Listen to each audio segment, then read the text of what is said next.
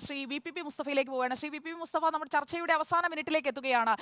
കേരളത്തിന് നരേന്ദ്രമോദിയുടെ ഗ്യാരണ്ടി എന്ന ഒറ്റ ടാഗ് ലൈനിൽ കേരളം പിടിക്കാനാണ് ബി.ജെ.പി. ലക്ഷ്യമിടുന്നത് എന്നത് ഈ ഗ്യാരണ്ടി തുടരുമെന്ന സുരേന്ദ്രന്റെ പ്രസ്താവനയോടെ വ്യക്തമാണ്. പക്ഷേ ആ ഗ്യാരണ്ടിയൊക്കെ വിലപ്പോകുമോ? കോൺഗ്രസിന് കൃത്യമായ ഒരു ബദൽ ഉണ്ടോ, അല്ലെങ്കിൽ അത് എന്താണ് എന്ന് പറഞ്ഞ് ഫലിപ്പിക്കാൻ ഇതുവരെ ശ്രീ എൻ ശ്രീകുമാറിന് ഈ ചർച്ചയിൽ കഴിഞ്ഞിട്ടില്ല. ഒരുപക്ഷെ വരും ദിവസങ്ങളിൽ കെ സുധാകരന്റെ കേരളത്തിലേക്കുള്ള വരവിന് ശേഷമൊക്കെ, അല്ലെങ്കിൽ സമരാഗ്നി ജ്വലിപ്പിക്കുമ്പോൾ അവർ പറയുമായിരിക്കും. ഇടതുപക്ഷത്തിന്റെ ഗ്യാരണ്ടി എന്താണ് കേരളത്തിലെ ജനങ്ങൾക്ക് ഈ ലോക്സഭാ തെരഞ്ഞെടുപ്പിന് മുന്നോടിയായി? 10 വർഷമായി അധികാരത്തിലിരുന്ന് പരാജയപ്പെട്ടുപോയ ഒരു വിശ്വഗുരുവിനെ കുറിച്ചിട്ടാണ് ഇടതുപക്ഷം പറയുന്നത്. 50 രൂപയ്ക്ക് പെട്രോളിയം ഉൽപ്പന്നങ്ങൾ നൽകും എന്ന് വാഗ്ദാനം ചെയ്തവർ അതിന്റെ നേരെ ഇരട്ടിയിലേക്കാക്കി മാറ്റി.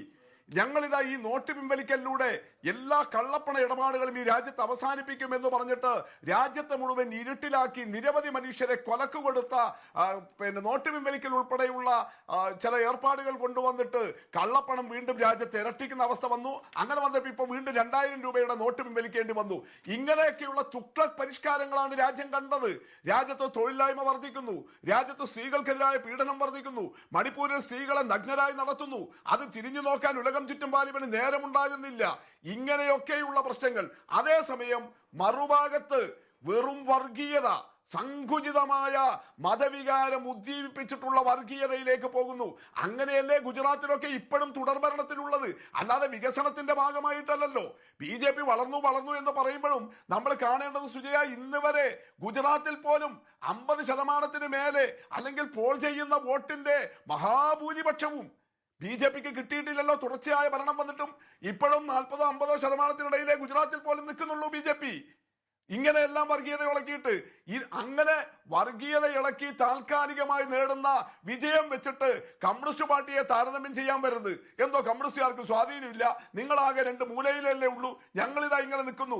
നിങ്ങളുടെ ഈ വിജയം എന്ന് പറയുന്നത് ഇതല്ലാതെ നേർക്ക് നേരെ രാഷ്ട്രീയം, ജനാധിപത്യ സംവിധാനം, ഇതൊക്കെ നിങ്ങൾ പാർലമെന്റിനെ പോലും എന്താക്കി?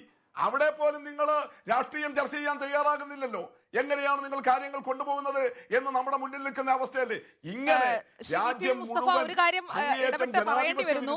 ശ്രീ വി.പി. മുസ്തഫ, 2022 തെരഞ്ഞെടുപ്പിൽ ഗുജറാത്തിൽ 52.52% ബി.ജെ.പിയുടെ വോട്ട് ഷെയർ. ഗുജറാത്തിൽ 50 കടന്നിട്ടുണ്ട്. മറ്റു ചില സംസ്ഥാനങ്ങളിലും അടുത്തേക്ക് എത്തിയിട്ടുണ്ട്. അല്ല, അതിനുശേഷം എന്താണ് സ്ഥിതി? നിങ്ങൾ ഞാൻ പറഞ്ഞത്, നിങ്ങൾ 25 വർഷം ഭരിച്ചിട്ടും ഇതാണ് അവസ്ഥ. അവിടെ കടുത്ത നിലയിൽ വർഗീയത. പക്ഷെ അതേസമയം നിങ്ങൾ ഇത്തവണ നടന്ന മിസോറാം നോക്കൂ. മിസോറാമിൽ 5% വോട്ടേ ഉള്ളൂ. ഇപ്പുറത്ത് മധ്യപ്രദേശും രാജസ്ഥാനും ജയിച്ചു എന്ന് പറയുമ്പോൾ മിസോറാമിൽ 5% വോട്ടേ ഉള്ളൂ. അവിടെ തോറ്റ കോൺഗ്രസിന് 20% വോട്ടുണ്ട്. ഒരു സീറ്റിൽ ഒതുങ്ങിപ്പോയ കോൺഗ്രസിന് 20% വോട്ടുണ്ട്. അപ്പോ അതുകൊണ്ട് ഈ തെരഞ്ഞെടുപ്പിലെ ജയപരാജയങ്ങൾ നിലനിർത്തിയിട്ട് അതിലെ വോട്ടിംഗ് ശതമാനം നോക്കിയിട്ട് അതാണ് പാർട്ടിയുടെ വളർച്ച എന്ന് പറയരുത്. ഇപ്പോഴും രാജ്യത്തെ കർഷകരുടെ സമരം, രാജ്യത്തെ തൊഴിലാളികളുടെ സമരം, ഇതിലെല്ലാം ഇടതുപക്ഷത്തിന്റെ മുന്നേറ്റം. ഞങ്ങൾക്ക് വലിയ MLA-മാരൊന്നും മഹാരാഷ്ട്രയിൽ ഇല്ല. പക്ഷേ സുജയെ ഓർമ്മിക്കുമല്ലോ, അവിടെ നടന്ന കിസാൻ ലോങ് മാർച്ച് ചുവന്ന കൊടി പിടിച്ചിട്ടാണ് അവർ നടന്നത്. ഈ ബി.ജെ.പിയുടെ RSSന്റെ ജന്മഭൂമിയിൽ നാഗ്പൂരിൽ അവിടെയാണ് നടന്നത്. തീർച്ചയായും കൃത്യമായ സമരങ്ങളിലൂടെ ശ്രീ വി.പി. മുസ്തഫ, സമയം ഇല്ലാത്തതുകൊണ്ടാണ് ഞാൻ ഇടപെടുന്നത്.